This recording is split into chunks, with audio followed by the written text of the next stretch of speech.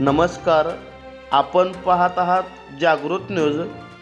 कोगनोळी दत्तगुरू सौहार्दचे कार्य आदर्शवत पूर्णानंद काजवे महाराज यांचे गौरवोद्गार संस्थेतर्फे गुणवंतांचा सत्कार.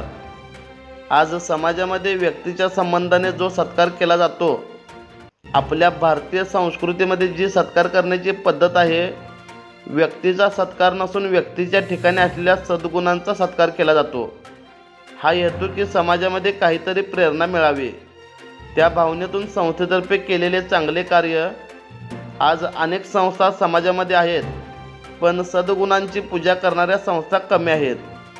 कोगनोळी दत्तगुरू सौहार्द संस्था मात्र प्रत्येक व्यक्तीच्या ठिकाणी असलेला सद्गुण पाहून त्या व्यक्तीला प्रोत्साहन देत असून या संस्थेचे कार्य आदर्शवत असल्याचे गौरवोद्गार पूर्णानंद काजवे महाराज यांनी काढले. निपाणी तालुक्यातील कोगनोळी येथील सहकारी क्षेत्रात अग्रगण्य असलेल्या कोगनोळी श्री दत्तगुरू क्रेडिट सौहार्द सहकारी संस्थेतर्फे आयोजित गुणवंतांच्या सत्कार प्रसंगी प्रमुख पाहुणे म्हणून ते बोलत होते. अध्यक्षस्थानी संस्थेचे संस्थापक चेअरमन सचिन खोत हे होते, तर प्रमुख अतिथी म्हणून निपाणी तालुका पत्रकार संघाचे माजी अध्यक्ष शाहीर संभाजी माने, डॉक्टर प्रकाश कदम व मान्यवर उपस्थित होते. प्रारंभी मराठा मंडळ ट्रस्टीचे सचिव के डी पाटील यांनी स्वागत करून प्रास्ताविकात या संस्थेतर्फे राबविण्यात येत असलेल्या विविध उपक्रमांची माहिती दिली.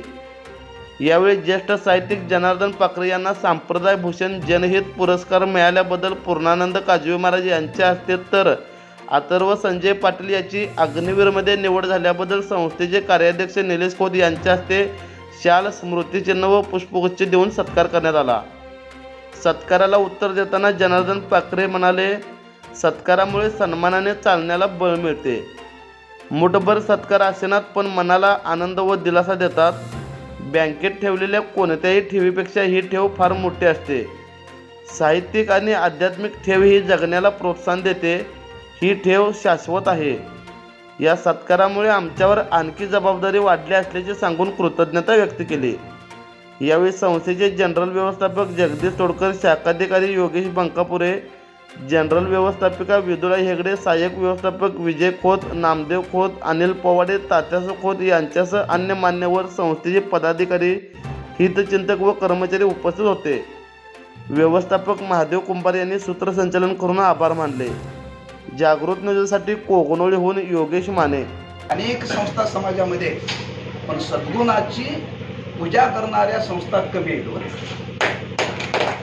आणि ही संस्था मात्र प्रत्येक व्यक्तीच्या ठिकाणी असलेलं सद्गुण पाहून त्या व्यक्तीला प्रोत्साहन देत असताना, एखादा तरुण मुलगा असेल, कुठल्या खेळात आलेला असेल, त्यालाही प्रोत्साहन देण्याकरता ही संस्था पुढे होऊन त्या मुलाचा सत्कार करते. हे एका संस्थेचं एक आदर्श कार्य आहे.